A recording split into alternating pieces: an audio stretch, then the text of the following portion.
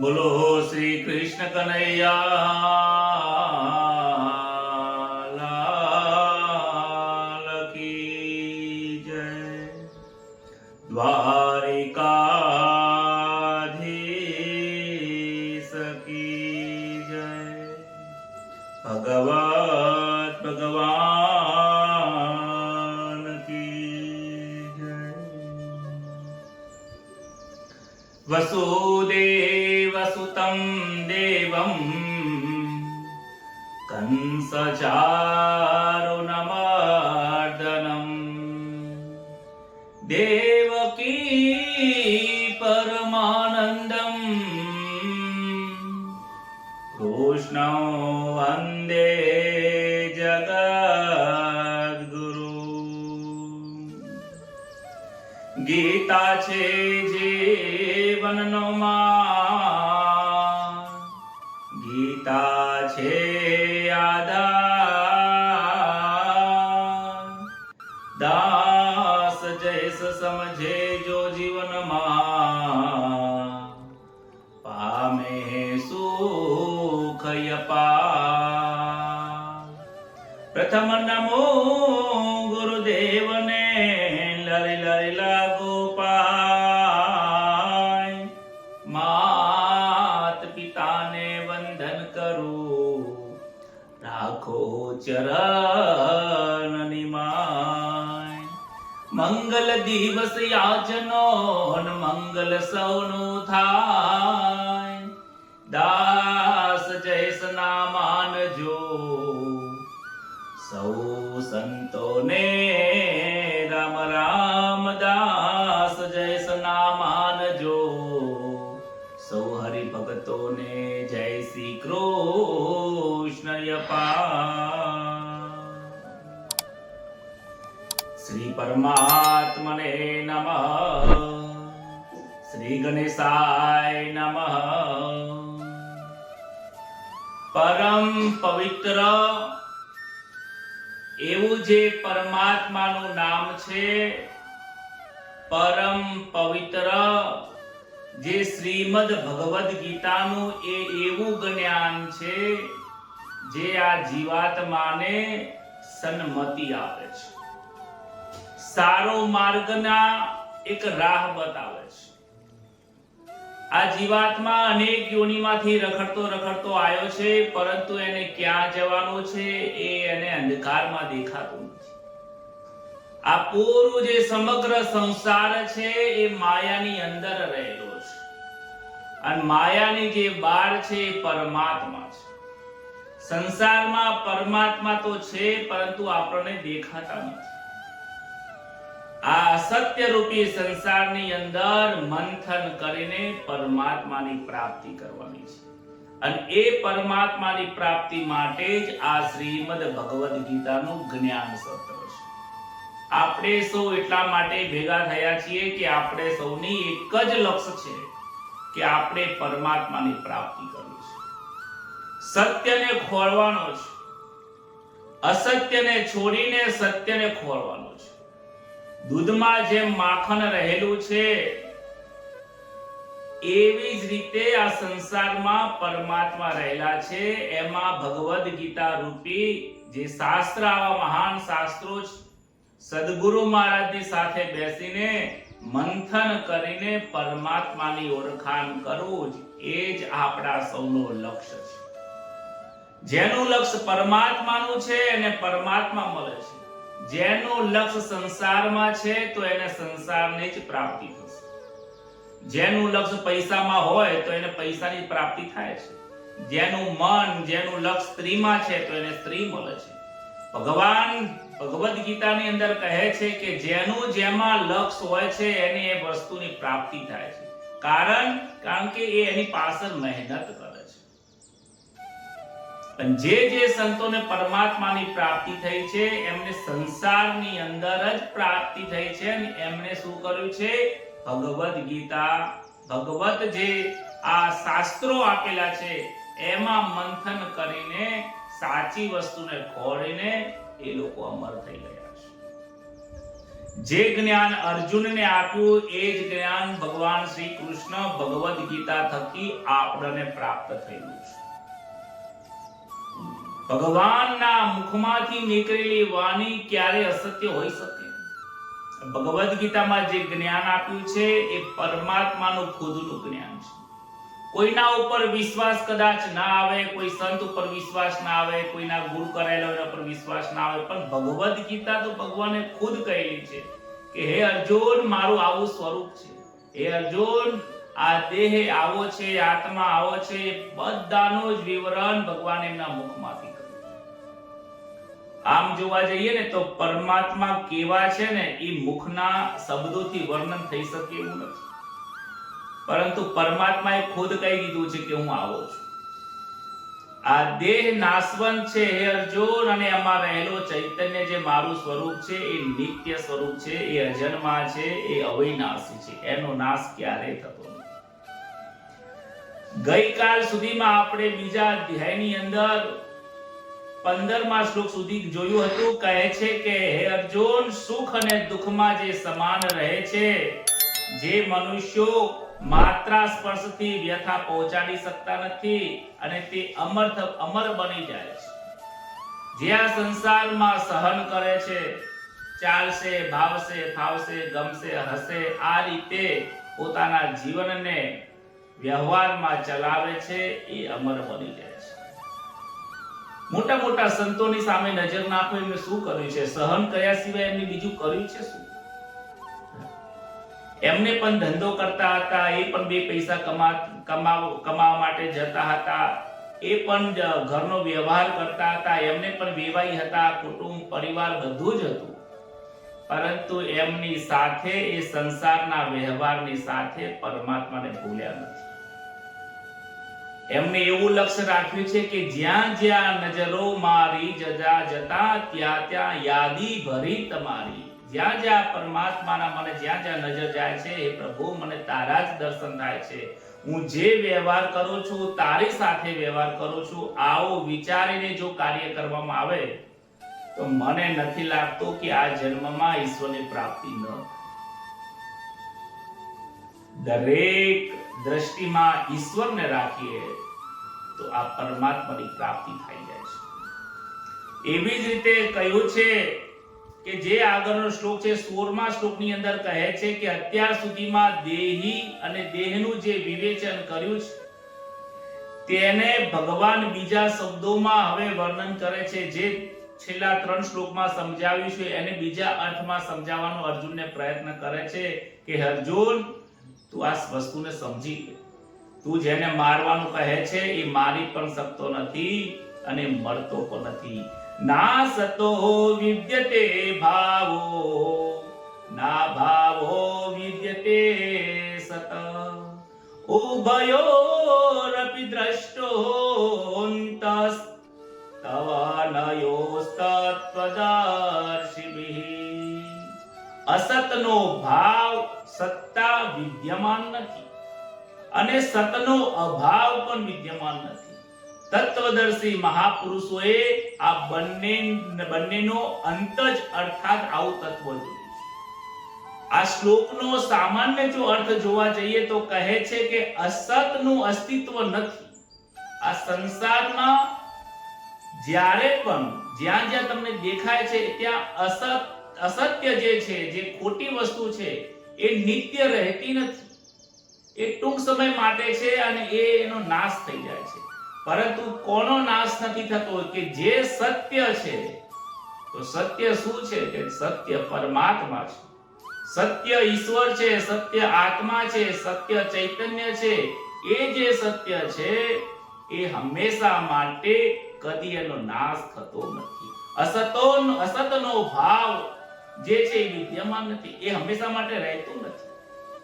કહે છે કે શરીર જન્મ પહેલા પણ નહોતું અને મૃત્યુ પછી પણ નહીં રહે. વર્તમાનમાં પણ શરીરનો અભાવ થઈ રહ્યો છે. આ શરીર, આ જે દેહ છે હે અર્જુન, એ પહેલા પણ નહોતું અને ભવિષ્યમાં પણ આનો આ દેહ રહેવાનો નથી. તો શું રહેવાનું છે? તો રહેવાનું છે એ ચૈતન્ય સ્વરૂપ રહેશે. તો આપણને એક મનમાં શંકા જાય કે તમે તો કહો છો કે આ દેહ પહેલા નથી રહેવાનો અને પહેલા નતો, વાત સાચી છે, અને આ દેહ મૃત્યુ પછી પણ નથી રહેવાનો, તો વાત સાચી છે, પણ અત્યારે તો દેખાય છે ને. એનું સમાધાન પણ આગળના શ્લોકની અંદર કર્યું છે. આ દેહ ક્ષણે ક્ષણે મરી ગયો છે, આ દેહ ક્ષણે ક્ષણે ક્ષીણ થઈ ગયો છે. જે બાળપણ હતો એ આજે નથી રહ્યું, જે આજે યુવાની છે એ વૃદ્ધાવસ્થામાં રહેવાની નથી, વૃદ્ધાવસ્થા છે એ પણ રહેવાની નથી, એ નીકળી જવાનું. જેવા આપણે ગઈકાલે હતા એવા આજે નથી. એક એક ક્ષણ આ જીવાત્માને મૃત્યુ તરફ લઈ ગયો છે. હે અર્જુન, શરીર માટે તું શોક કરીશ નહીં, અને આ યુદ્ધ કરવાથી તને એમ લાગે છે કે બધા મરી જશે, આથી ભગવાન કહે છે કે યુદ્ધ કરવાથી શું, યુદ્ધ નહીં કરવાથી શું નહીં મરે? તારા મારવાથી શું મરી જશે? નહીં મારવાથી નહીં મરે, અમર થઈ જશે એવું લાગે છે? તો જો આવું તું સમજતો હોય તો એ ખોટું સમજે છે. તું નહીં મારે તો પણ એમનું મૃત્યુ તો નિશ્ચિત છે, આ શરીરનું મૃત્યુ નિશ્ચિત જ છે. અરે તું એને મારવા જાય છે, પરંતુ તારા દેહનું મૃત્યુ પણ નિશ્ચિત છે. આ દેહ નાશવંત છે, પરંતુ નિશ્ચિત કોનું નથી મૃત્યુ? એ આત્માનું. જે ચૈતન્ય છે એ અવિનાશી છે, એવું આગળના શ્લોકમાં કહે છે. અવિનાશી તુ તદ વૃદ્ધે યેન સર્વમિદં તત વિનાશમવ્યયસ્ય ન કશ્ચિત કર્તુમર્હતિ. કહે છે અવિનાશી તો એને તું જાણ. અવિનાશી તારે કોને જાણવાનો છો? તો એ વસ્તુને તું અવિનાશી જાણ જેનાથી આ સંપૂર્ણ સંસાર વ્યાપ્ત છે, જેનાથી આ સંપૂર્ણ સંસાર ચાલી રહ્યો છે. આ અવિનાશીનો વિનાશ કોઈ પણ કારણે કોઈ પણ વ્યક્તિ કરી શકતો નથી. અવિનાશી તું યદ્વૃત્તિ. અગાઉના શ્લોકમાં સત અને અસતની જે વાત કરી છે એના વિશે કહે છે કે તું અવિનાશી તત્વને એવું સમજી લે કે સંસારમાં તો પરોક્ષ તત્વ વ્યાપ્ત છે. જેમાં સંસારમાં જે આંખેથી વસ્તુ દેખાય છે ને એ બધી વસ્તુ નાશવંત છે, પણ આ જે વસ્તુ જેના વડે બની છે, જેના વડે આ ચાલી રહી છે, એની આ જેની સત્તાથી આખો સંસાર ઉત્પન્ન થયો છે, જેની સત્તાથી આ સંસાર સ્થિતિ છે, જેના સત્તાથી આ સંસાર સ્થિતિ, પ્રલય અને એનો ઉત્પન્ન થાય છે, એ બધી જ સત્તાવાળો જે છે એ સત્તાધીશ, એ અજન્મા છે, એ અવિનાશી છે. વર્ણન કરતા કહે છે કે આ સઘળો સંસાર નિત્ય તત્વથી વ્યાપ્ત છે. મતલબ આ સંસારમાં ચૈતન્ય તત્વ છે એ સમગ્ર સંસારમાં પથરાયેલું છે. અહીંયા એક પણ એવી જગ્યા નથી જ્યાં ચૈતન્ય તત્વ પરમાત્મા ન રહે. દૂધ હોય, એક તપેલીમાં દૂધ ભર્યું હોય તો દૂધની અંદર ઘી રહેલું છે, દૂધમાં માખણ રહેલું છે, બધી જ વસ્તુઓ, પ્રોટીન, બધું વસ્તુ રહેલું છે, પરંતુ એમાં એવું ખરું કે આ જગ્યા ઉપરથી ચમચી ભરીને દૂધ લઈએ તો આમાં પ્રોટીન ને દૂધ નથી કે ઘી નથી, અને આમાંથી લઈએ તો ઘી છે, એવું બને?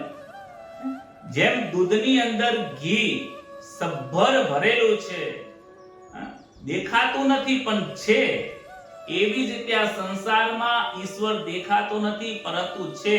એ નથી દેખાતું એનું કારણ કે આપણી દ્રષ્ટિમાં માયા તત્વ છે. આપણે માયાના કપડા પહેરી લીધા છે. આ ચશ્મા કાળા કલરના પહેરી લઈએ તો આખી દુનિયા કાળી થઈ જાય, બધાને કલર કરવાની જરૂર ના પડે. જેવો કલર છે એવું ના દેખાય. આ ચશ્માને પીળા કલરના પહેરી દઈએ તો આખી દુનિયા પીળી પીળી થઈ જાય. આ ચશ્માને પછી લાલ કલરના પહેરી, જેવી દ્રષ્ટિ જેવા ચશ્મા પહેરેવી દુનિયા દેખાય, એવી જ રીતે તમારી દ્રષ્ટિમાં જો માયાને દ્રષ્ટિમાં રાખીને જો વ્યવહાર કરશો તો પછી સંસારમાં તમારે આવવાનું જ છે. જન્મ પુનરપી જનનમ પુનરપી મરણમ. તમારા વ્યવહાર મનુષ્યની સાથે થાય છે. અને જે મેં શરૂઆતમાં કહ્યું હતું કે જ્યારે આ દ્રષ્ટિમાં જ્યારે ઈશ્વરને ધ્યાનમાં રાખીને કાર્ય થાય છે તો પછી ત્યાં પરમાત્માની સાથે વ્યવહાર થાય છે. ત્યાં હરખ નથી, ત્યાં દુઃખ નથી, ત્યાં શોક નથી, ત્યાં આનંદ આનંદ આનંદ છે. દરેક સંતોએ આવી દ્રષ્ટિથી જીવન જીવ્યું છે. આગળના શ્લોકની અંદર કહે છે, ફરીથી સમજાવે છે, અંતવંતઃ ઈમે દેહા નિત્યસ્યોક્તા શરીરિનઃ અનાસીનો પ્રમેયસ્ય તસ્માદ્યુદ્ય સ્વભારત. શું કહે છે? અવિનાશી, અપ્રમેય અને નિત્ય રહેવા વાળા આ શરીરીના જે શરીરો છે, શરીરી એટલે આત્મા, આ શરીરીના જે શરીરો છે, આત્માના જે આ દેહ રૂપી આ દેહ ધારણ કરેલો છે, એને અંતવાળા કહેવામાં આવ્યા છે. એટલા માટે હે અર્જુન, તમે યુદ્ધ કરો. આ આત્મા જે છે અને ચૈતન્ય રહેલો છે, એમાં આ એક દેહ ધારણ કરેલો છે. તમારો દેહ છે, તમારા દેહમાં જે ચૈતન્ય છે અને મારા દેહમાં ચૈતન્ય છે, એમાં ભેદ નથી. એવું નથી તમારામાં થોડું છે, મારામાં 10% છે, એમાં 100 ગ્રામ છે, એમાં 500 ગ્રામ છે, નરસિંહ મહેતામાં 100 ગ્રામ પૂરેપૂરું હતું, બીજામાં 1 કિલો હતું. આવું કોઈ છે નહીં. મારામાં જેવું છે એનું એ જ સ્વરૂપ તમારામાં છે. તમારામાં મારામાં કોઈ ભેદ છે જ નહીં. ફક્ત ને ફક્ત જે આ દેહ દેખાય છે એ દેહ જ અલગ દેખાય છે. એ દેહ નાશવંત છે, પરંતુ એની અંદર રહેલો જે અવિનાશી છે, એ અવિનાશી એટલે કે જેનો વિનાશ નથી થતો, એનું નામ અવિનાશી છે. અપ્રમેય છે, એ જે અંદર રહેલો છે એ અપ્રમેય. પ્રમેય એટલે શું? પ્રમેય એટલે એને સિદ્ધ કરો. એને સિદ્ધ કરવાની જરૂર નથી, જે સ્વયં સિદ્ધ છે. જે વસ્તુ પ્રમાણિત થયેલી હોય એને પ્રમાણ આપવાની જરૂર નથી. કેમ પ્રમાણિત થયેલી છે? કારણ કે આ શબ્દ ભગવાનના મુખમાંથી નીકળેલો છે. જ્યારે હું જ કહું કે હું જ્યોતિષ છું, એટલે તમે માની લો કે ના, જયેશભાઈ એસ્ટ્રોલોજર છે, જ્યોતિષ છે. તમને હું કહી દઉં કે હું બ્રાહ્મણ છું, તો તમે માની લો કે હા, તમે બ્રાહ્મણ છો. પણ તમે મારી પાસેથી પ્રમાણિત માંગો છો? નથી માંગતા. તમને એના પર એટલો જેટલો આ શ્રદ્ધા અને વિશ્વાસ બેસી જાય છે, તમે કોઈ વ્યક્તિને પૂછો કે તમારું નામ શું છે, કે મારું નામ મહેશભાઈ છે. હવે એમના મુખમાંથી એમને કહ્યું કે મારું નામ મહેશભાઈ છે, એટલે તમે એને સત્ય વસ્તુ માની લીધી. કારણ કે એ પ્રમાણિત જ છે. એમને ખુદ કહ્યું એટલે ખોટું ન હોય. જ્યારે પરમાત્માએ કહ્યું કે અપ્રમેય છું, અપ્રમેય છે એ ચૈતન્ય, તો એને પ્રમાણિત કરવાની જરૂર પડતી નથી. અને છતાં પણ પ્રમાણ ઈશ્વર આગળના અધ્યાયની અંદર 10મા અધ્યાયમાં પ્રમાણિત કરીને 11મા અધ્યાયમાં દર્શન આપીને એ તત્વને સાબિત કરી દે છે. કદાચ અમુક જીવાત્માઓ હોય છે જે કહે છે કે ભગવાનને કોને જોયો છે. આવો ભગવદ ગીતામાં આવો એનો અભ્યાસ કરો, અનુભવ કરો, પછી બોલો કે પરમાત્મા જગતમાં ક્યાં છે. એટલા સહેલા છે કે તમે બોલો અને હું તમને બતાવી દઉં. આટલું બધું સહેલું નથી. ને તો બધાને ભગવાનની પ્રાપ્તિ થઈ જાય, બધા લોકો અમર બની જાય. બહુ જૂજ લોકો અમર બને છે. લાખો કરોડોમાં એક એવો વીર હોય છે કે જે પરમાત્માની પ્રાપ્તિ કરે છે. કહે છે કે અવિનાશી, અપ્રમેય છે, જેને સિદ્ધ કરવાની જરૂર નથી, નિત્ય રહેવા વાળો છે. આજે રહે ને કાલે ના રહે, અહીંયા હોય ને અહીંયા ના હોય, ત્યાં હોય ને ત્યાં ના હોય, આવું નથી.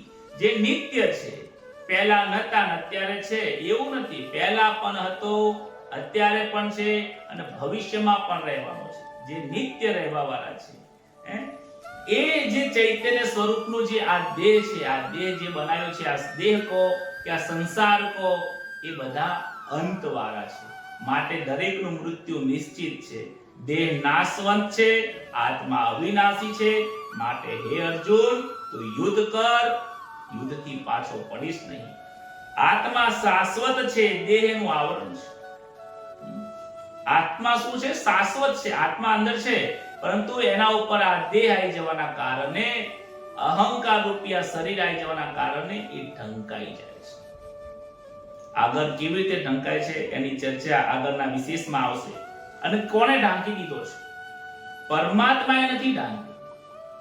પરમાત્માએ ઢાંક્યો નથી. આ ઢાંકવા વાળો છે અહંકાર. તમને એમ લાગે કે પરમાત્મા હૃદયમાં છે, તો દેખાતા કેમ નથી? આપણને એનો અનુભવ કેમ નથી થતો? અનુભવ ન થાય એટલા માટે નથી થતો કારણ કે યુગો યુગોથી, કરોડો લાખો જન્મોથી આ જીવાત્મા મોહની અંદર, મમતાની અંદર, મારાપણાના ભાવની અંદર એવું વસ્ત્ર ધારણ કરીને ફરે છે કે જેના કારણે દેખાતું. તમે કદાચ પહેલા જમાનામાં એક ફાણસ જોયું હશે. એક લાઈટો જતી રહેતી તો ફાણસ પ્રગટાવતા. અને અંદર કેરોસીન ભરતા અંદર એક વાટ હોય અને પંપ મારીએ અને નીચેથી બાકસ સડાડીએ એટલે અંદર દીવો થઈ જાય. અને એ દીવા એક ફાનસની બહાર એક કાચ લગાવેલો હતો, ગોળ જેવો ગોળ કાચ હતો. એ કાચની અંદર દીવો પ્રગટતો એટલે કાચના કારણે આખા રૂમની અંદર પ્રકાશ આવે. હવે જે દીવો છે ને એ આત્મ સ્વરૂપ છે. એ મારા ઘટમાં તમારા ઘટમાં પ્રજ્વલિત સદાય માટે છે. એ ક્યારે એનો અંત થવાનો નથી.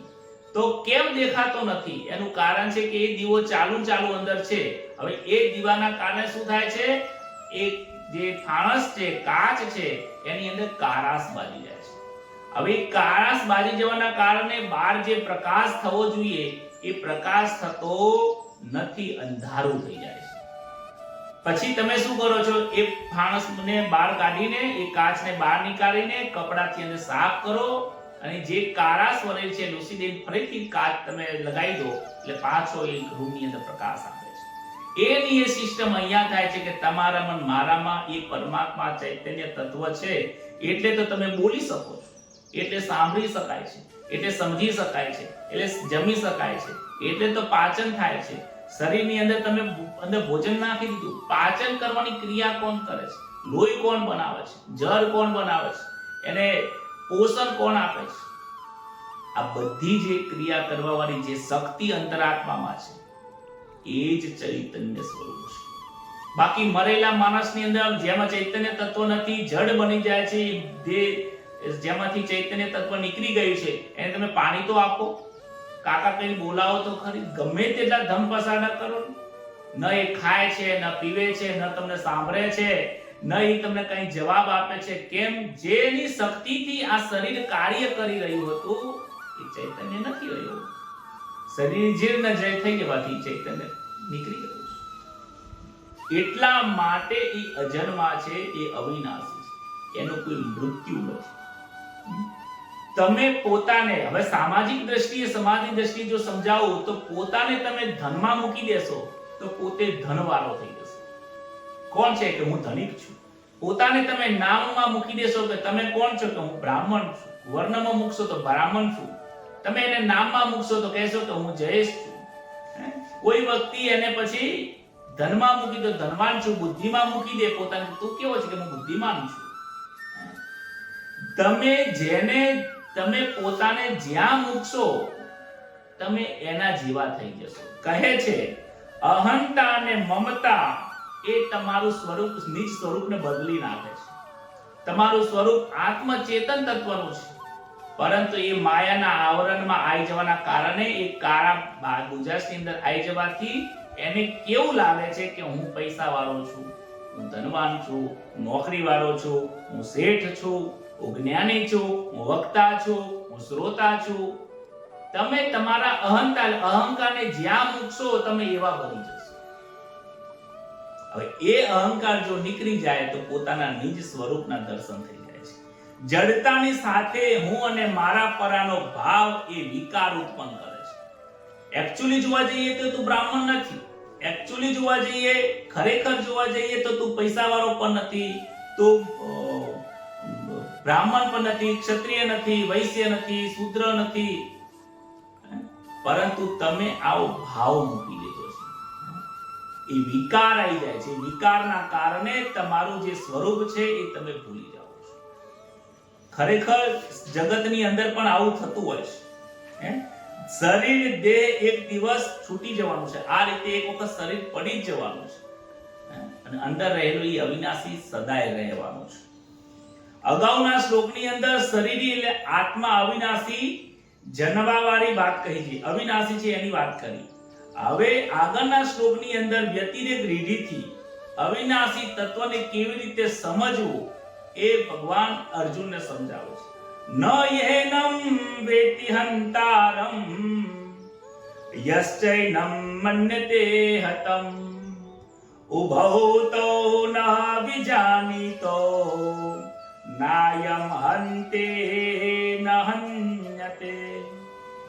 જે મનુષ્ય આ અવિનાશી શરીરને જે મનુષ્ય આ અવિનાશી શરીર એટલે કે અવિનાશી આત્માને મારવા વાળો માને છે, અર્જુન લે છે કે હું એને મારી નાખું, એટલે તું એમ માને છે કે તું મારવા વાળો સમજે છે. અને જે મનુષ્ય એવું સમજે છે કે આ આત્મા મરણ પામેલો માને છે, એ બંને જાણતા નથી કે એ મરતોય નથી કે મારતોય નથી. ઉભૌ તૌ ન વિજાનીતો નાયમ હંતિ ન હંતિ, ન એ કોઈનો મારવા વાળો છે ન એ મરવા વાળો છે. શરીરને મારવા વાળો માને છે તે બરાબર નથી સમજતો, તે અજ્ઞાની છે. જે એવું સમજે છે કે આત્મા, અર્જુનને કહે છે કે હે અર્જુન, તું એવું સમજે છે કે હું આ બધા પિતામહને મારું છું, ગુરુને મારું, રાજાઓને મારું, તું આવું જે સમજે છે ને તો તારું એ અજ્ઞાન છે. કારણ કે તું જેના વડે કાર્ય કરી રહ્યો છે, સમજજો અર્જુન, તું જેના વડે કાર્ય કર્યો છે ચૈતન્યથી, એ કોઈને મારતો જ નથી. કારણ કે એ તો નિષ્ક્રિય છે, એ ક્રિયા કરતો જ નથી, એનામાં વિકાર નથી. વિકાર કેમ નથી આગળના શ્લોકમાં આવશે. એનામાં કોઈ વિકાર નથી, ક્રિયા કરવાની એ ક્રિયા કરી શકતો જ નથી. એને ક્રિયા કરવા માટે દેહની જરૂર પડે છે. એ દેહને શક્તિ આપે છે, એ દેહને જાણવા વાળો છે. એ આગળના શ્લોકમાં આવશે. એટલે અત્યારે કહે છે કે તને એમ લાગે છે કે હું મારું છું, તો એ શક્ય જ નથી. તું મારી જ ના શકે, કારણ કે તું ચૈતન્ય છે. અને ત્યાં મરવા વાળો તું જે સમજી રહ્યો છે એ મરતો પણ નથી, કારણ કે ત્યાં પણ ચૈતન્ય છે. તો તને મારવા વાળો અને ત્યાં મરવા વાળો જે દેખાય છે એ અજ્ઞાનતા છે. આવું આ બીજા અધ્યાયના 19મા શ્લોકની અંદર કહે છે. અર્જુનની સમક્ષ યુદ્ધનો પ્રસંગ છે, એટલે અહીંયા મારવાનો અને મરવા વાળો અને મારવા વાળો એટલા માટે અહીંયા 3-4 શ્લોકની અંદર સમજાવવામાં આવ્યું છે. કારણ કે અહીંયા યુદ્ધનો પ્રસંગ છે, માટે અહીંયા આ પ્રકારે ત્યાં જ્ઞાન આપવામાં આવ્યું છે. કહે છે આત્માને મારનાર ને મરનાર જે સમજનારા છે એ બંને પુરુષો, એ પુરુષો ભલે જ્ઞાની હોય છતાં પણ એ અજ્ઞાની જ છે. અને જ્ઞાની પુરુષો હોય એ આવું ક્યારે સમજતા નથી. સાચું જ્ઞાન ન હોય અને ખોટી માન્યતાઓ વધી જાય છે. હવે આવું જ્ઞાન જે નથી તો શું થાય છે? અજ્ઞાનતા વધી જાય. એવી રીતે સમાજમાં પણ સત્ય વસ્તુને જો તમે નહીં સમજો, સાચી વાતને જો તમે નહીં સમજો, તો ત્યાં રૂઢી બની જાય છે. ત્યાં શું બની જાય છે? ત્યાં માન્યતાઓ બની કે અમારી આ બધી માન્યતાઓ હોય. તમને ખબર છે કે વસ્તુ ખોટી છે, છતાં પણ તમે એને માનો છો. કેમ? આગળથી લોકો ખોટું કાર્ય કરતા કરતા આયા છે, તો તું આવું સમજ. અર્જુનને કહે છે કે જો તું આવું ખોટું સમજીશ તો તારી પાછળ પણ લોકો આવો અજ્ઞાનતા આવશે, આવી માન્યતા હોય છે કે મેં કોઈને મારી નાખ્યું, મરી ગયું. આ તારી અજ્ઞાનતા છે. અહીંયા એક તમને વાત કરું કે જ્યારે હું યજ્ઞ માન્યતાની વાત કરું કે જ્યારે હું યજ્ઞ કરવા જાઉં ત્યારે ત્યાં તમને ખબર યજ્ઞમાં સાંજના સમયે ક્ષેત્રપાળના દીવડાઓ મૂકતા હોય. એટલે હું એક દીવડાથી બીજો દીવો અને એ દીવાથી ત્રીજો દીવો, ત્રીજા દીવાથી દીવો એને પ્રગટ કરતો હતો, ચાલુ કરતો હતો. એમાંથી બે ડોશીમાં આયા અને મને કહ્યું કે મહારાજ તમે આ પાપ કરી રહ્યા છો, કે હવનમાં પાપ કરો છો? તો શું પાપ કરી લો? મને તો ખબર જ નથી શું પાપ કરું. તો કે તમે દીવાથી દીવાને સળગાવો છો. દીવાથી દીવો ના સળગાવો, એક એક હરીથી બીજાને, હરીથી બાકસની હરીથી બધા પ્રગટાવો. માજીને કીધું માજી, દીવાથી હું દીવો પ્રગટાવું કે દીવાસળીથી પ્રગટાવું, એમાં ફેર શું છે? દીવાસળીની અંદર પણ દીવો છે.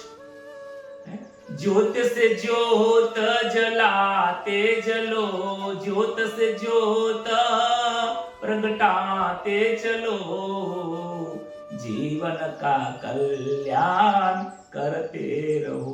દીવાથી દીવો પ્રગટાઈ એમ પાપ થાય એની સાથે કોઈ તથ્ય છે, કોઈ વાત છે? દીવાથી દીવો પ્રગટ ના કરીએ તો શાનાથી કરીએ? બતાવો. આવી એક માન્યતા છે. લોકો એવું સમજે કે દીવાથી દીવો ના સળગાવવો જોઈએ. એ ખૂબ ઘણા લોકો કહે છે કે ભજનમાં આવું છે. એ ભજન લખવા વાળા પણ ખોટા છે. મારામાં દીવો પ્રગટ છે એટલા માટે જ બીજા એક બાળકનો જન્મ થયો છે. પિતામાંથી પુત્રનો જન્મ, એ પિતામાં દીવો પ્રગટ છે એટલે તો પુત્રનો જન્મ થયો છે. અને પુત્રથી આગળ વંશ ચાલે છે. અને દીવાથી મને ટૂંકમાં એટલું સમજાવો, દીવાથી દીવો પ્રગટ ના કરો તો શાનાથી પ્રગટ કરો? તમે અગરબત્તી કરો કે બાકસની હરીથી એક એક હરીઓ 10-12 હરી બગાડો, અને હરીથી મૂળ તો કરવાનો તો દીવાથી દીવો જ પ્રગટવાનો. અને દીવાથી દીવો પ્રગટ નહીં થાય તો શું કરશો? એટલે આ બધી આવી માન્યતાઓ જગતમાં ઘણી બધી ફેલાઈ જાય છે.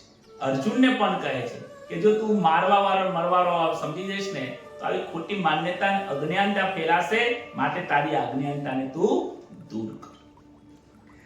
આ શરીરી મારવા વાળો શા માટે નથી? આ આત્મા, હવે આ શ્લોકમાં કહ્યું કે આત્મા કોઈને મારવા વાળો પણ નથી, મરવા વાળો પણ નથી. આવું શા માટે આવું મારવા વાળો ને મરવા વાળો નથી એ 20મા શ્લોકની અંદર સમજાવે છે. ન જાયતે યતે વા કદાચિન નાયમ ભૂતવા ભવિતા વાન ભૂયઃ અજો નિત્ય શાશ્વતોયમ પુરાણો ન હન્યતે હન્યમાને શરીરે. કેમ નથી મારતો અને મારી શકતો? કારણ કે આ શરીરી એટલે કે આત્મા કદી જન્મતો નથી, કદી મરતો પણ નથી. હવે જેનો જન્મ જ નથી થયો એ કોઈને મારી શકે? મને સમજાવો. તમને લાગે છે કે જેનો જન્મ જ નથી થયો એ ક્યારે કોઈને મારી શકે? અને એ ક્યારે મરી પણ શકે? જેનો જન્મ જ નથી થયો કેવી રીતે મરી શકે? આ પહેલા આ શ્લોકનો પહેલી લાઈનનો અર્થ છે ન જાયતે ભ્રિયતે વા કદાચન નયમ. આ શરીરી એટલે આત્માનો કદી જન્મતો નથી અને કદી મરતો પણ નથી. જેનો જન્મ નથી, જેનો મરણ નથી. સમજજો, એ ઉત્પન્ન થઈને ફરીથી થવા વાળો પણ નથી. એવું પણ નથી કે એક વખત મરી જાય તેમ ફરીથી ઉત્પન્ન થાય છે. આત્મા એવું પણ નથી.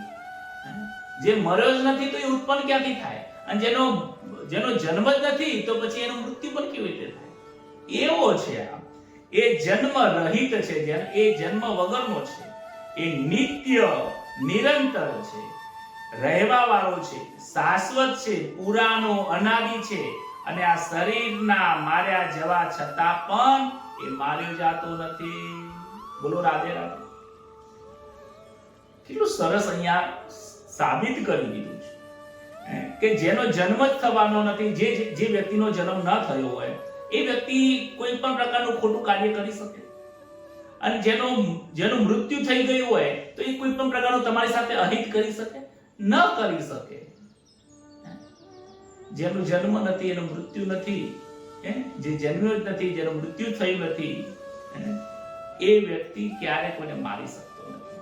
આ શ્લોકની અંદર આગળ કહે છે ન જાયતે ભ્રિયતે વા કદાચિત. જેવી રીતે શરીર ઉત્પન્ન થાય છે એવી જ રીતે આ શરીર કદી પણ ઉત્પન્ન થતો નથી. એવી રીતે આત્મા ઉત્પન્ન નથી થતો. જેમ આ શરીર સ્ત્રી અને પુરુષના બંધનથી, રજ અને વીર્યથી જે આ પિંડ બન્યો એ પિંડ બને છે. એમાં શક્તિ છે ચૈતન્યની. શક્તિ તો સબર છે. ક્યાં એવી પરમાત્માની શક્તિ નથી એ બતાવો. પરમાત્મા આગળના શ્લોકમાં કહી દીધું પરમાત્મા સબર છે. જેમ દૂધમાં માખણ છે, આખા સંસારમાં માખણ રહેલું છે, ચૈતન્ય રહેલું છે. એટલે કહે છે કે જેમ આ શરીર ઉત્પન્ન થાય છે એવી રીતે આત્મા અને પરમાત્માનું ક્યારે ઉત્પન્ન થતું નથી. કારણ કે જેમાં ઉત્પન્ન થવાની જે ક્રિયા છે એ બધામાં વિકાર રહેલો છે. જે ઉત્પન્ન થાય છે, જેનું જન્મ છે, જેનું મૃત્યુ છે, એમાં બધા વિકાર રહેલા છે. શું કહે છે ભગવાને આગળના અધ્યાયમાં પણ 5મા 6ઠા શ્લોકની 5મા 6ઠા અધ્યાયની અંદર પણ એવું કહ્યું છે મમૈવાસો જીવલોકે જીવભૂત સનાતન. પરમાત્માનો મમૈવાસો જીવલોકે. આ જીવાત્મા એ મારો અંશ છે. અગ્નિ છે તો અગ્નિનો એ તણખો છે, જે કોલસો છે એ અગ્નિનો તણખો છે.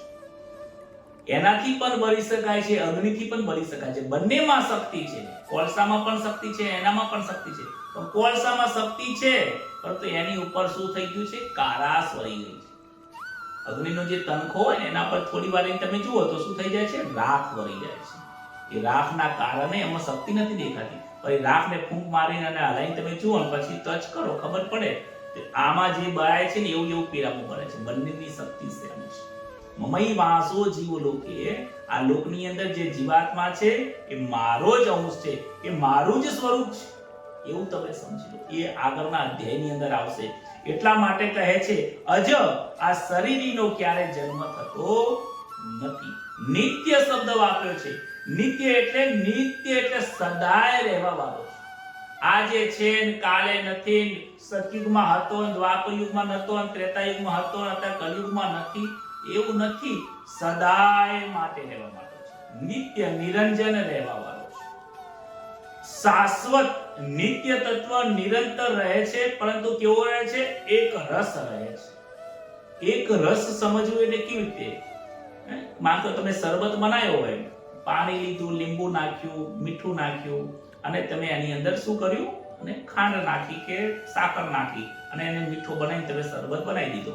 હવે જે મીઠાશ પાણીમાં તમે તપેલીમાં જે બધા મહેમાન માટે બનાવી અને એ બધા મિક્સ કરી અને પછી તમે અલગ અલગ ગ્લાસ ભરી મૂકી દો, તો આ ગ્લાસમાં જેટલી મીઠાશ છે એના કરતા બીજા ગ્લાસમાં ઓછી હોય એવું બને?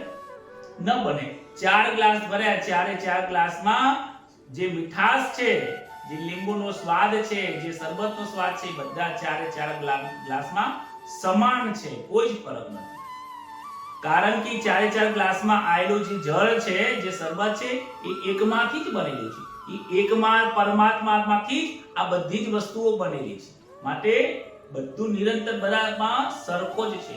તારા મારામાં જે છે, જે રસ રૂપે રહેલો છે, જે તત્વ છે, એ જ તત્વ એ જ સ્વરૂપમાં મારામાં રહેલો છે. દુર્જન હોય ને, દુર્જનમાં પણ એ જ તત્વ એટલા પ્રમાણમાં જ રહેલો છે, એમાં કોઈ ફેર નથી. પુરાણ એટલે અવિનાશી, આ એવું પુરાણું તત્વ છે. આ એવું આ ચૈતન્ય તત્વ એટલું જૂનું છે, એટલું પુરાણું છે કે જેનો જન્મ જ નથી થયો, જેનો જન્મ જ નથી, જેનું મૃત્યુ જ નથી, આદિ અનાદિથી ચાલ્યો આવે છે. આદિ એટલે જેનો આદિ નથી, જેનો મધ્ય નથી, જેનો અંત પણ ન કહી શકાય, એટલું પુરાણું આ છે. ન હન્ય તે હન્ય માને શરીર. તો એ તત્વ કોઈના શરીરને મારતો નથી અને એ મરતો પણ નથી. એવું આ 20મા નંબરના શ્લોકમાંથી પ્રાપ્ત થાય છે. આ શ્લોકમાંથી બહુ ઘણું બધું સમજવા જેવું છે. કહે છે કે સંસારમાં જે સત્ય છે ત્યાં ક્યારે બદલાતું નથી. તમે વ્યવહારિક જીવનમાં જાઓ, જે સત્ય વસ્તુ રહેવાની છે ને, એ સત્ય જ રહેવાની છે. ભલે પછી કોર્ટ કેસ કચેરીમાં તમે ગમે તેટલા જાઓ, કદાચ તમને ખોટા સાબિત કરી દે તો દુઃખ ન લગાડશો. તમે સાચા છો તો સાબિત ના કરશો, તમે સાચા જ રહેવાના છો. અને જે પરિસ્થિતિ નિર્માણ થઈ છે એને સહન કરી લો. એવું ભગવાને ખુદ આગળના આપણને શ્લોકમાં કહ્યું છે, સમ રહો, સુખ અને દુઃખમાં સમ રહો. સમ રહેશો તો તમારી સંતોમાં ગણતરી થશે. અને સંતોમાં ગણતરી એટલે તમને ખબર છે, તમારી જ્યારે સહન કરવાની શક્તિ વધી જાય, સહન કરવું એટલે એવું નહીં કે દુઃખને સહન કરવું અને પછી બીજા માણસો આવે ને એટલે પછી સહન ના થાય, શું કરે? પછી બે વાત એને કહી દે કે ભાઈ મારા પતિ તો આવું છે, મારો આદમી આવો છે, મારી પત્નીનો. એ સહન કર્યું ના કહેવાય. એ તો પછી તમારાથી સહન નથી થતું ને, લોકો તમે કાઢી નાખ્યું મોટામાંથી. સહન એને કર્યું કહેવાય કે જે સહન કરવાની પ્યોર વ્યાખ્યા એવી છે કે સહન તમે કરો છો એવું તમારા મનમાં પણ ન આવવું જોઈએ. તો પછી બીજાને કહેવાની વાત પણ ક્યાં છે? સીતાજીના મનમાં પણ નથી આવ્યું કે રામે મારો તિરસ્કાર કરે. એ રામનો સદાય રામનો એમને નિત્ય એમની પાસે સંગમાં રહેલા છે. ચાહે એ લંકામાં જતા રહ્યા કે એ જંગલમાં જતા રહ્યા, એમના શબ્દોમાં ક્યારે પણ એવો એમને નથી લખ્યું કે હે રામ તમે મારો ત્યાગ કર્યો છે. એ સુખ અને દુઃખમાં સમાન રહેતા. નરસિંહ મહેતાના એમના ભાઈઓએ, એમના સમાજના લોકોએ જ એમને સમાજ બહાર કરી દીધા હતા, છતાં પણ નિત્ય આનંદમાં હતા. હું ક્યાં બહાર જઉં? હું સમાજમાં હતો જ કે હું સમાજમાંથી બહાર નીકળી ગયો. અને નીકળું કે ના નીકળું મારામાં કોઈ ફરક પડતો નથી. એ ચૈતન્ય સ્વરૂપને વિચાર ધારીને બેઠા છે કે મારું સ્વરૂપ આનંદ સ્વરૂપ છે. મને કોણ બહાર કાઢવા વાળો? મને એ લોકો જે બહાર કાઢવા વાળા છે એમના મુખથી ને એમના જીવનમાંથી બહાર નીકળી જાય. હું તો જ્યાં છું, જેવો છું, જેવા સ્વરૂપમાં છું એવો જ રહ્યો છું. આપણને કોઈ બે શબ્દો ગાળ બોલી જાય, અપમાન કરી જાય, આપણા શરીરમાં થોડો પણ ફરક ના પડવો. તો એ સંતનું સ્વરૂપ છે. સહન કર્યું એને કહેવાય કે તમે સહન કરો છો એ તમે કોઈને કહો પણ નહીં, સાબિત પણ ન કરો અને મનમાં એવો ભાવ પણ ના આવે એવો કેટલું સહન કરો. આ વસ્તુ પ્રેક્ટિસ જ્યારે કરશો ત્યારે તમારી ગણતરી સંતમાં થશે, સાચા સંતોમાં થશે. ખાલી ભગવા કેળી દેવાથી કે ટીલા ટપકા કરવાથી કે ઘર સંસાર છોડી દેવાથી સંત નથી બની જવાતો. સંત બનવા માટે ખૂબ ત્યાગ કરવો પડે છે. કેવો ત્યાગ કરવો પડે છે કે આવા શબ્દો પણ જો આવી જાય, ખરાબ શબ્દો પણ વર્ણન કરી જાય, કોઈ આપણને બોલી જાય તો પણ એ મનમાં પણ લોકો લાવતા નથી. આ સત્યની ઓળખાણ છે. આવું આ ચૈતન્ય તત્વ છે. 19મા શ્લોકમાં ભગવાને જણાવ્યું છે કે શરીર મરતો નથી ને મારતો પણ નથી. એ પૈકી હવે 20મા શ્લોકની અંદર હવે મારવાનો અને મરવાનો નિષેધ કર્યો છે એવું સમજાવે છે. વેદા વિનાશિનમ નિત્યમ ન એનામજવાવ્યયમ કથમ સ પુરુષઃ પાર્થ કમ ઘાતયતિ હંતિકમ. આપણે બીજા અધ્યાયનો 21મો શ્લોક સુધી પહોંચ્યા છીએ. કહે છે કે હે પૃથાનંદન, જે મનુષ્ય આ શરીરને અવિનાશી, નિત્ય, જન્મ રહિત અને અવ્યય રીતે જાણે છે, તે કેવી રીતે કોને મારે અને કોને કેવી રીતે મરાવે, એ જ વસ્તુ અહીંયા વાત કરી છે. કહે છે કે જે અવિનાશી છે, જેનું મૃત્યુ જ નથી, જેનો જન્મ થયો જ નથી, જે અવ્યય છે, જે અપ્રમેય છે, જેને સ્વયં સિદ્ધ, જેને સિદ્ધ કરવાની જરૂર નથી, જે નિત્ય છે, નિરંજન નિરાકાર છે, એને હે અર્જુન કોણ મારી શકે, કેવી રીતે મારી શકે? તું જરા વિચાર તો કર. હે અર્જુન, આ યુદ્ધમાં તને એમ લાગે છે કે તું એને મારી રહ્યો છે, પણ તારામાં જે ચેતન તત્વ છે એ મારી શકતો જ નથી, એનામાં તાકાત જ નથી મારવાની. પેલામાં એ શક્તિ જ નથી કે મરી શકે. એ મરનારો પણ નથી, મારનારો પણ નથી. આવું તું સમજી લે, અને આ સનાતન સત્ય વસ્તુ છે. કહે છે આગળના શ્લોકની અંદર કે દેહી નિર્વિકાર છે. જે દેહ છે, દેહી છે, મતલબ ચૈતન્ય તત્વ છે, એ નિર્વિકાર છે. જે વિકારી છે એનું મૃત્યુ થઈ શકે છે. જે નિર્વિકારી છે એ અજન્મા છે, એ અવિનાશી છે. જે વિકારી છે એનો વિનાશ છે.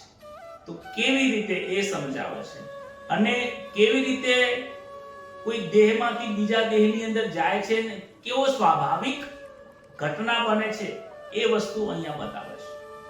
વાસાંસી જીર્ણા નિયથા વિહાય નવાનિ ગુઈનાતિ નરો પરાણી તથા શરીરાનિ વિહાય જીર્ણાન યન્યાનિ સંયાતિ નવાનિ દેહી. આપણે ગઈકાલે પણ એક વાત કરી હતી. કહે છે કે મનુષ્ય જે રીતે જૂના વસ્ત્રોને ત્યજીને નવા વસ્ત્રો ધારણ કરે છે, એવી જ રીતે દેહી પણ જૂના દેહ જે જીર્ણ થઈ ગયેલા છે એ દેહને ત્યાગ કરીને બીજા દેહની અંદર ચાલ્યો જાય છે. શું કહે છે કે જેમ મનુષ્ય વસ્ત્ર બદલે છે, આપણે ગઈકાલે જે વસ્ત્ર પહેર્યા હતા એ વસ્ત્ર આજે પહેર્યા છે? નથી પહેર્યા. આજે જે પહેર્યા છે એ આવતીકાલે પહેરવાના છે? નથી પહેરવાના.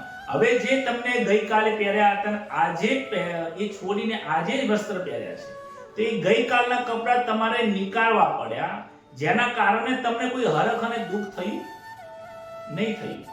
આજે જે કપડા પહેર્યા છે આવતીકાલે તમે બદલીને બીજા કપડા પહેરશો તો તમને એમાં હરખ અને દુઃખ થશે કે નહીં થાય? કેમ? કારણ કે આ દરરોજની ચાલનારી સ્વાભાવિક પ્રક્રિયા છે. એવી જ રીતે ચૈતન્ય તત્વને પણ જે આ દેહમાં રહેલ છે, આ દેહમાં રહેલા છે, આ દેહની અંદર વિકાર છે. વિકાર છે એટલા માટે એનો ક્ષય થવાનો જ છે. ક્ષય થાય તો એ જે ચૈતન્ય તત્વ છે એ બીજા દેહની અંદર ધારણ થઈ જાય છે. આટલું સ્વાભાવિક છે, માટે તારે એની પાછળ શોક કરવાની જરૂર નથી. કહે છે કે આ શરીર અનંતકાળ સુધી શરીરને ધારણ કરતો આવ્યો છે.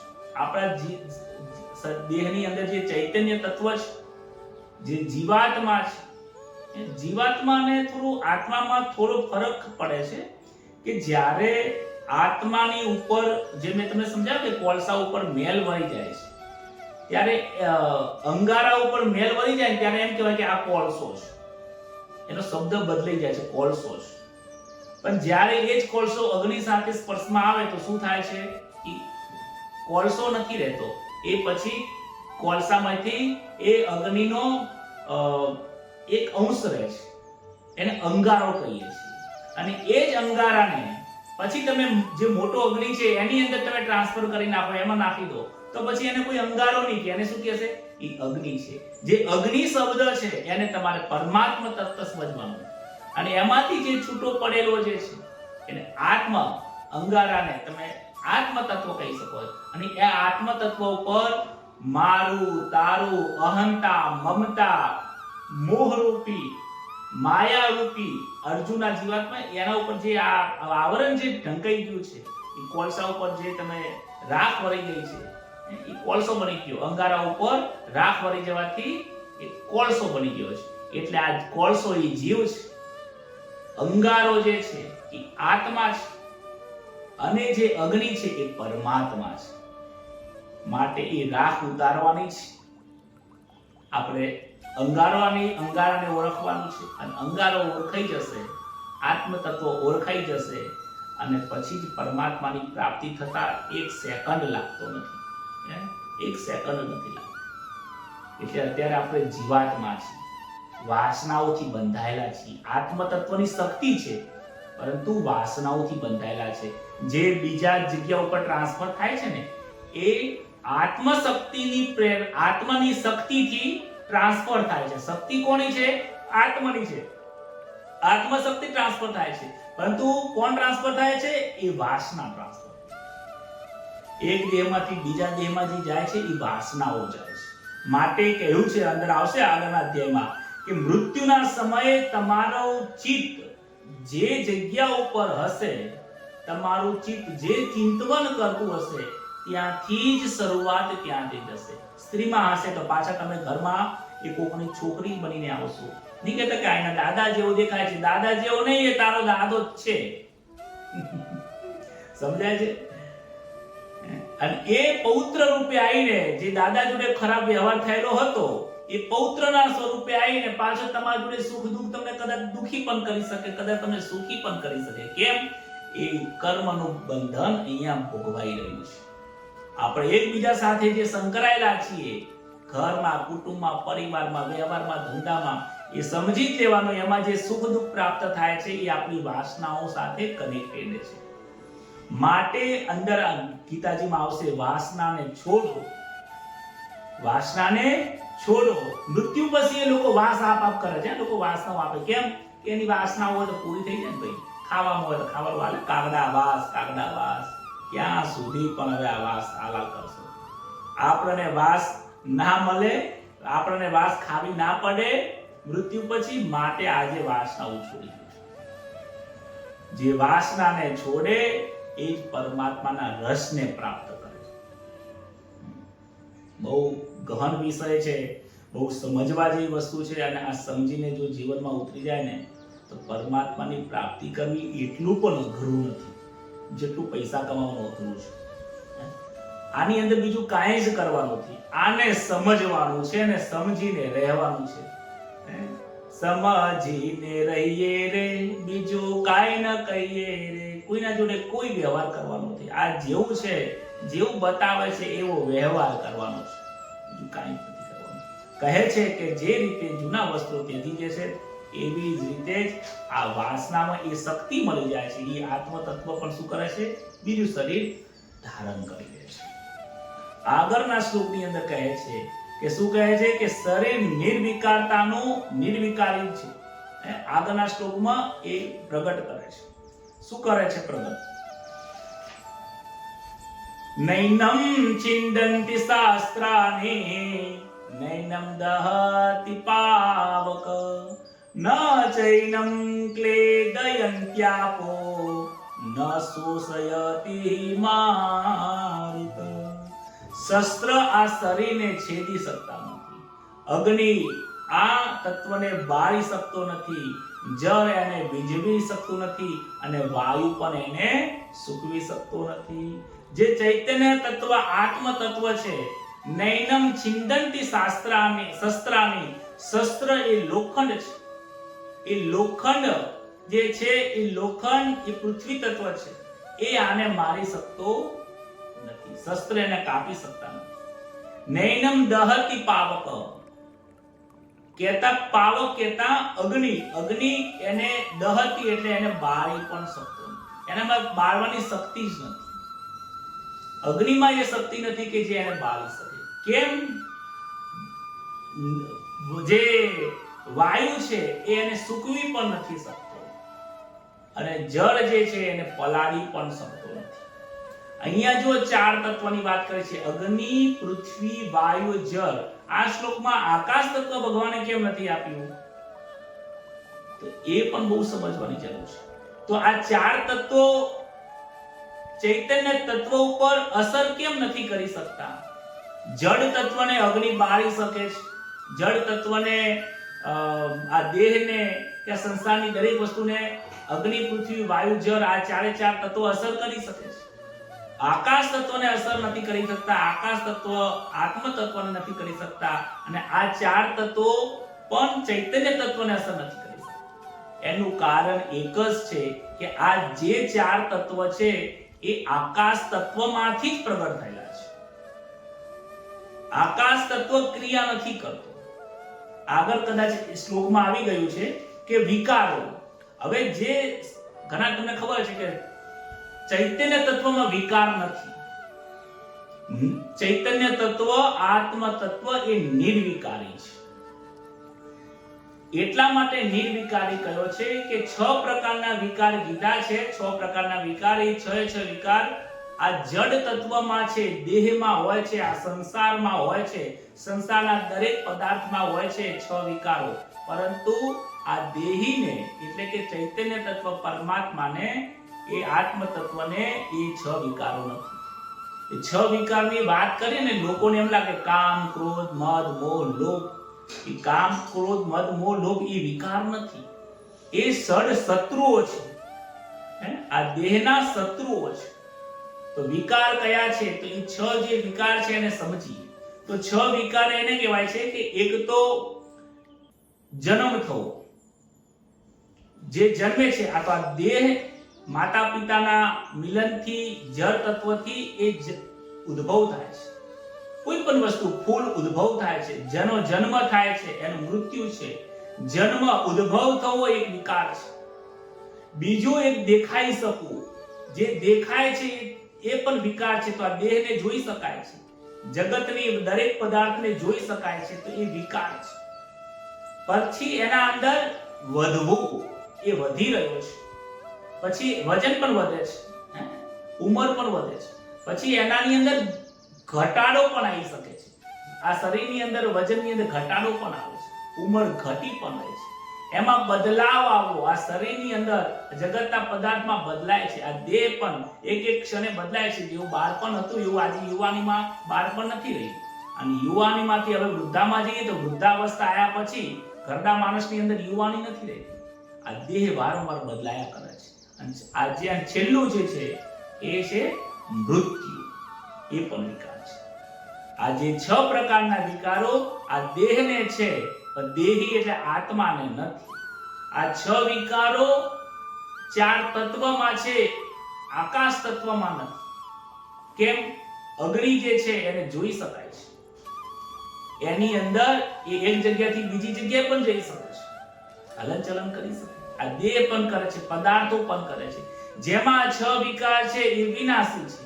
જેમાં 6 વિકાર નથી એ અવિનાશી તત્વો છે.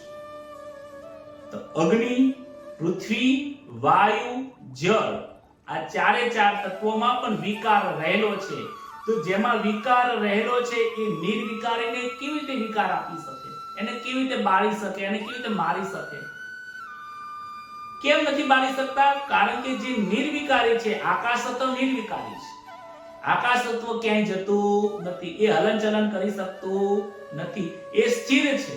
આકાશ તત્વને કોઈ મારી નથી શકતું. આકાશ તત્વને પણ બાળી શકાતું નથી. આ કારણ કે આ ચારે ચાર તત્વો શામાંથી આવ્યા છે? આકાશ તત્વમાંથી પ્રગટ થયા છે. તો એ જે આકાશ તત્વ છે, એ મહત્તત્વ છે, એ એના જેવું છે. આકાશને જોઈ શકાય, ન જોઈ શકાય, એટલું શું છે? એને પકડી શકાય, ના પકડે, પણ અનુભવ કરી શકાય છે. તમે એક જગ્યાએથી બીજી જગ્યાએ જાઓ છો, જે સ્પેસ છે, એ જગ્યા છે, અનુભવ છે. આત્મ તત્વનો પણ અનુભવ કરી શકાય. એટલા માટે આ આત્મ તત્વને, આ ચૈતન્ય તત્વને ન અગ્નિ એને બાળી શકે છે, ન જળ એને પલાળી શકે છે, ન કોઈ શસ્ત્રથી એને કાપી શકાય છે.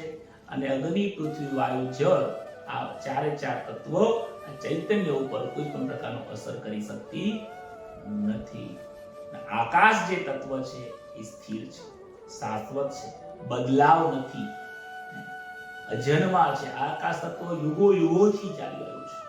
અને આકાશ તત્વ જેવું પરમ તત્વ છે. ઘટાકાશ મહાકાશમાં મળી જાય છે. ઘડો હોય, એ ઘડો, એ ઘડાની અંદર કેવું રહેલું છે? ઘડાની અંદર પણ આકાશ હોય છે. એક માટલી હોય, એ માટલીની અંદર આકાશ તત્વ રહેલું છે.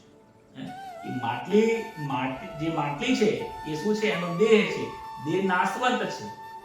એટલે ઘડો જો તમે તોડી નાખો તો પહેલા ઘડાની અંદર શું હતું? કે ઘટાકાશ હતું. ઘડાની અંદર રહેલું ઘટાકાશ, અને બહારથી એને તોડી નાખવામાં આવે, જ્યારે આ દેહ તૂટી જાય તો એ તત્વ ક્યાં મળી ગયું? મહાકાશમાં મળી ગયું, આકાશ તત્વમાં મળી ગયું. અને આકાશ પરમ તત્વની અંદર પ્રાપ્ત થઈ જાય છે. એટલે તો એ આગળના શ્લોકની અંદર આવી ગયું કે કેવું છે? નિત્ય છે, સભર છે, એક રસ છે. પરમ તત્વ એવી કોઈ જગ્યાએ બાકી નથી કે જ્યાં પરમ તત્વ ના હોય. અને એની સાબિતી હું તમને આપું. હિરણ્યાક્ષ અને હિરણ્યકશ્યપુની જ્યારે તમે ભાગવતમાં કથા સાંભળો છો, અને ત્યારે એના પુત્ર જે છે, જે પહેલાજીને કહેવામાં આવે છે કે તારો ઈશ્વર ક્યાં છે? કે મારો ઈશ્વર બધે છે. તો કે તારો ઈશ્વર આ ધામલામાં છે? કે હા. કે ધામલામાં છે? કે આ નિર્જીવમાં છે તારો ઈશ્વર? કે હા, નિર્જીવમાં છે. તો કે હું મારું તો એનાથી ઈશ્વર નીકળશે? કે નીકળશે. જોરથી મારે છે તો નરસિંહ ભગવાન પ્રગટ થાય છે અને પહેલા તો ઉદ્ધાર કરે છે. ત્યાં સાબિત કરી બતાવ્યું છે કે આમાં પણ ઈશ્વર રહેલો છે. એટલે તો કહીએ છીએ, આ બ્રહ્માંડમાં અણુ અણુ મહિવાસ તારો. આ બ્રહ્માંડના એક એક અણુ અણુમાં, પરમાણુમાં પણ, પરમાણુ કરતા પણ જે સૂક્ષ્મ વસ્તુ છે એમાં સભર પરમાત્મા રહેલો છે. એ જ વાત સાથે, આ જ જ્ઞાન સાથે, આજ આત્મજ્ઞાનની વાત સાથે, આજના બીજા અધ્યાયને 23મા શ્લોક સુધી આ જે જ્ઞાન છે, આ બ્રહ્મ જ્ઞાન છે, એને પરમાત્માને પ્રાર્થના કરીએ કે આ જ્ઞાન અમારા હૃદયમાં ઉતરે, અમે પણ આવું જીવન જીવવાનો પ્રયત્ન કરીએ. એ જ વાત સાથે મારી વાણીને આજે અહીંયા વિરામ આપું છું. આવતીકાલે અહીંયાથી આગળ ફરીથી આ કથાને, જ્ઞાનને ફરીથી પ્રગટ કરીશું અને આનંદ કરીશું. બોલો શ્રી કૃષ્ણ કનૈયા લાલ કી જય. આવો આજે ભગવાન શ્રી કૃષ્ણના નામની અંદર કીર્તન કરીને આપણે મગ્ન બનીએ.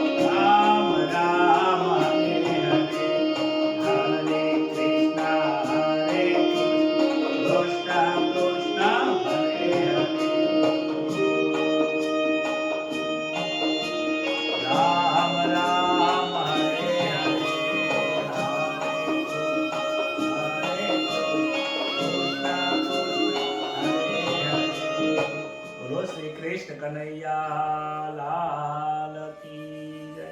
દ્વારિકાધીશ કી ભાગવત ભગવાન કી. નમઃ પાર્વતી પતયે હર હર મહાદેવ.